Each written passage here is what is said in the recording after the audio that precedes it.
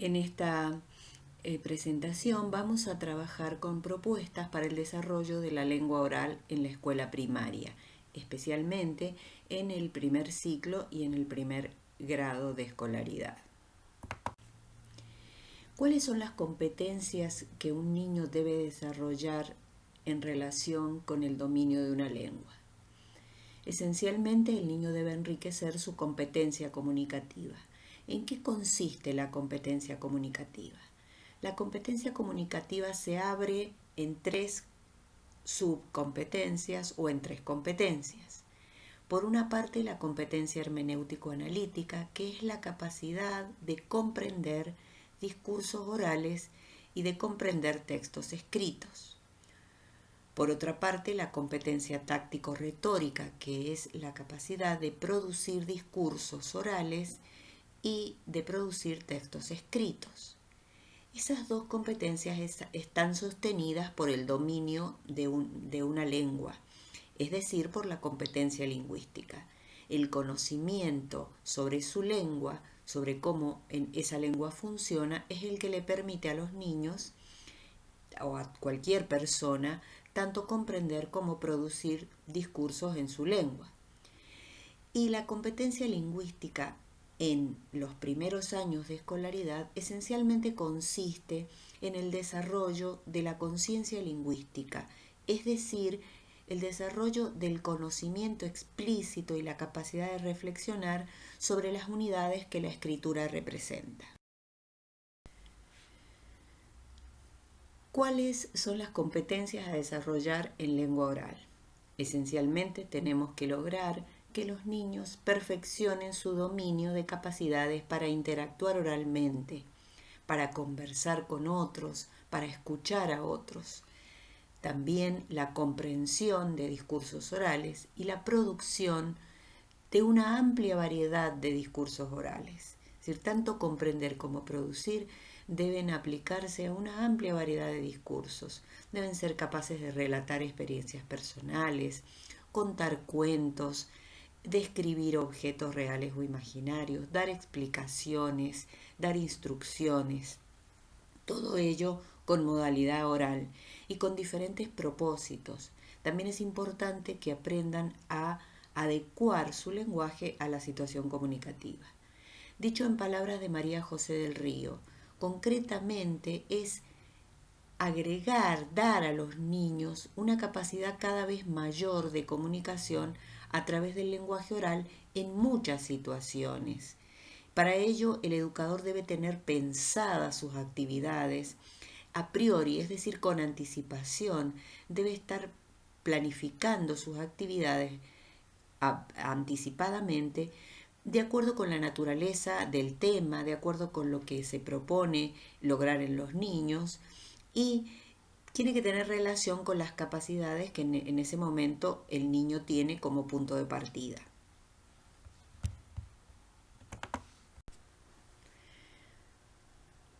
La capacidad de interactuar en forma verbal, de interactuar oralmente, es una importante capacidad para la vida social y laboral y naturalmente para la vida académica. Hay dos aspectos que tenemos que tener en cuenta. Por una parte, nosotros tenemos que desarrollar en los niños capacidades para interactuar verbalmente, centrando la atención en qué es lo que hacemos cuando hablamos o cuando escuchamos. Y por otra parte, aprender a interactuar verbalmente para aprender diferentes cosas. Entonces, ¿cuáles serían las actividades adecuadas para esto? Esencialmente, en la escuela tiene que haber una práctica constante de conversaciones significativas. Los niños tienen que interactuar con sus compañeros, con los docentes, con las autoridades, con los padres y madres o invitados que suelen asistir al aula. Es decir, tiene que aprender un conjunto de conductas adecuadas para llevar adelante con éxito esas conversaciones. Para ello también se necesita una escucha constante y atenta de las consignas del docente, una explicitación de esas consignas con sus propias palabras para ver si ha comprendido lo que se le pide. Muchas veces se le dan directivas u órdenes oralmente, y el niño tiene que ser capaz de comprenderlas para poder actuar en consecuencia. Y todo niño en la escuela tiene que tener la posibilidad de ejercicio de su propia palabra, es decir, de manifestarse con su lenguaje, con sus palabras, de ser escuchado y esencialmente de ser respetado en, en sus expresiones. Por eso, tanto el docente como los niños tienen que tener claro que hay que respetar la variedad lingüística utilizada por cada uno. Es decir, hay que respetar cómo el otro habla y por qué lo hace de ese modo. La comprensión oral consiste esencialmente en la capacidad de aprender a escuchar y aprender qué tenemos que poner en acción para escuchar y comprender lo que nos dicen otros o lo que está grabado o lo que aparece en una publicidad. Entonces, por una parte se trata de aprender a escuchar y a comprender, y por otra parte se trata de aprender a aprender sobre diversos temas con la mediación de la lengua oral. Entonces, en este caso tenemos que poner el énfasis en que el niño tiene que ejercer una escucha atenta para lograr la comprensión. Y esa escucha atenta tiene que ser sobre una variedad de discursos orales, anécdotas, historias, audiocuentos, es decir, cuentos grabados. Recordemos que siempre todos estos discursos tienen que ser orales, discursos relatados oralmente, videos de ficción en las que hay despliegue de lenguaje oral. También explicación de recetas, instrucciones para juegos, instrucciones para manipular, para fabricar cosas. Por eso es importante que incluyamos entre todos estos discursos orales las explicaciones, documentales sencillos, publicidades destinadas a niños. Y también, entre otros géneros discursivos orales, por ejemplo, el disfrute y comentario de obras de títeres.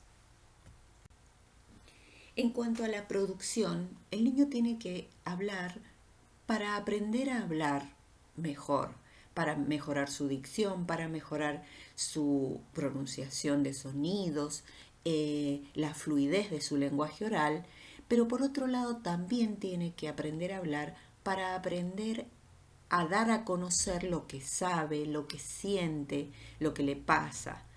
Es decir, el niño tiene que participar como protagonista en el relato de anécdotas, de experiencias, de viajes. Tiene que ser capaz de describir objetos, juguetes, fotografías. Tiene que ser capaz de producir instrucciones, de dar recetas, de explicar cómo se fabrica un objeto sencillo. Y por ello, los niños tienen que participar también de dramatizaciones de situaciones auténticas y simuladas de comunicación. Tienen que hacer juegos de roles, participar en las obras de títeres como protagonistas también. Y finalmente, entre los subejes del eje lengua oral, también está naturalmente una reflexión constante sobre cómo la lengua es y cómo se la utiliza para tener éxito. Entonces los niños tienen que reflexionar sobre lo importante que es respetar los turnos de habla, lo importante que es respetar lo que cada uno dice, hacer respetar lo que uno dice y también lo importante que es respetar lo que el otro dice. Esto nos permite la inclusión, el respeto a la diversidad que siempre vamos a encontrar en nuestras aulas. Entonces los niños van a aprender formas adecuadas de participar en la conversación.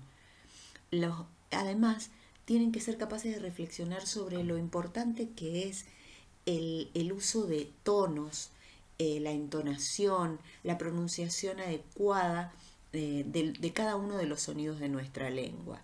Y la pronunciación adecuada en cada circunstancia, cómo se pronuncia aquí, cómo se pronuncia en otra ciudad o en otro país, y cómo hay que respetar cada forma de expresarse. Por eso los niños tienen que conocer las variedades de la lengua, tienen que escuchar el español hablado en diferentes lugares y en diferentes territorios y en diferentes lugares sociales, es decir, por diferentes clases de personas, personas más expertas, personas más cultas, personas más jóvenes, personas más ancianas.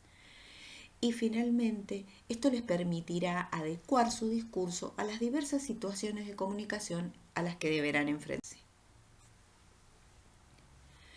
¿Cuáles son los recursos disponibles, por ejemplo, en las redes sociales o en Internet para trabajar?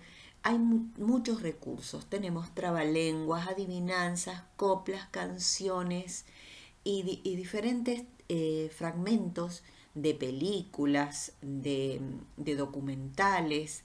Hay audiocuentos, es decir, cuentos grabados simplemente con sonido y con imágenes, videos de canciones, hay obras de títeres grabadas también y esencialmente también disponemos de objetos que los niños pueden traer al aula, de fotografías familiares, de imágenes en las que las personas están participando en diversas actividades. Todos estos recursos nos permiten un ejercicio constante y fluido de la lengua oral en el aula. ¿Cuáles serían las cosas que los docentes tienen que tener en cuenta cuando deciden organizar una actividad de lengua oral comunicativa? Las actividades deben ser estructuradas, deben por una parte recrear o simular situaciones comunicativas cotidianas. Si los hacemos participar a los niños de un juego de roles, tiene que ser un juego de roles de una actividad en la que ellos hayan participado alguna vez, ir al supermercado, hablar por teléfono, pedir un turno médico, comprar cosas en un shopping, etc. Después, tenemos que tener en cuenta que la lengua tiene distintas funciones y esas funciones los niños las incorporan a partir de prácticas sociales, en situaciones en las que están en interacción con otros niños. Entonces, no se trata solamente de escuchar la voz del docente, sino de escuchar todas las voces y las voces de la sociedad también. Porque las habilidades comunicativas se desarrollan en contextos significativos, donde los niños tienen que participar y tienen que saber en qué tipo de actividad están participando. Y por eso, además de todos estos aspectos, generalmente el docente tiene que estar haciendo reflexiones a partir de la práctica. ¿Cómo se escuchó? ¿El tono de voz fue adecuado? ¿Ha pronunciado correctamente los sonidos? ¿Hay alguna manera de mejorar la forma de decir esto? Y reflexiones por el estilo le ayudan al niño a enriquecer su dominio de la lengua oral.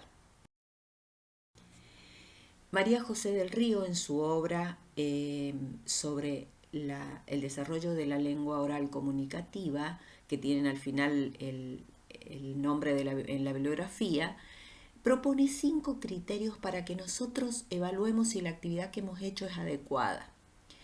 Entonces, los docentes deben fijarse si la actividad cumple el primer gran criterio. ¿Es oral la actividad? ¿Hemos trabajado con lengua oral solamente? Ese es el primer criterio. Muchas veces los docentes creen estar trabajando con lengua oral cuando en realidad están trabajando a partir de un texto. No.